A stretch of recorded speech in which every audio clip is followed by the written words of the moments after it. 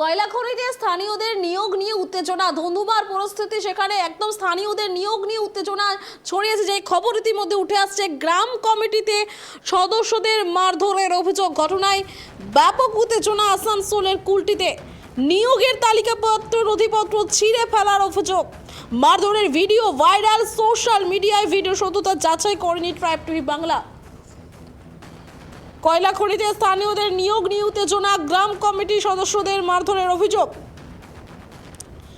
ঘটনায় ব্যাপক উত্তেজনা আসানসোলের কুলটিতে। নিয়োগের তালিকার নথিপত্র ছিঁড়ে ফেলার অভিযোগ। মারধরের ভিডিও ভাইরাল সোশ্যাল মিডিয়ায়। ঠিক কি ঘটনা ঘটেছিল?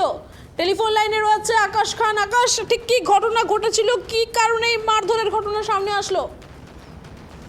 যেটা অভিযোগ সেটা হচ্ছে যে কুলটির যে ইসিএল এর চিনাকুড়ি যে 1-2 নম্বর কলিয়ারি রয়েছে, সেই কলিয়ারির কাজ পায় একটি বেসরকারি সংস্থা এবং সেই বেসরকারি সংস্থায় স্থানীয়দের নিয়োগ করতে হবে এই দাবি তুলে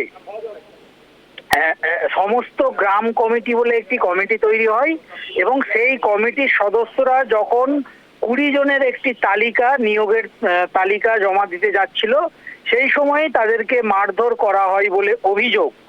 এবং এই মারধরের ভিডিও সেটা সমাজ মাধ্যমে ভাইরাল হয়।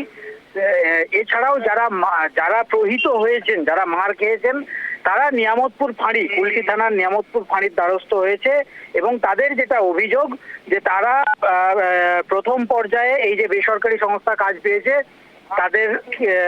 তাদের সেখানে নিয়োগ দিতে হবে, এই দাবি তারা রেখেছিল এবং এই নিয়ে তারা আন্দোলনও করেছে। ইতিমধ্যেই 30 জনের তালিকা সেখানে তারা জমা দিয়েছিল, তাদেরকে চাকরি দেওয়া হয়েছে এবং আজকে আরো 20 জনের তালিকা জমা দেওয়ার কথা ছিল।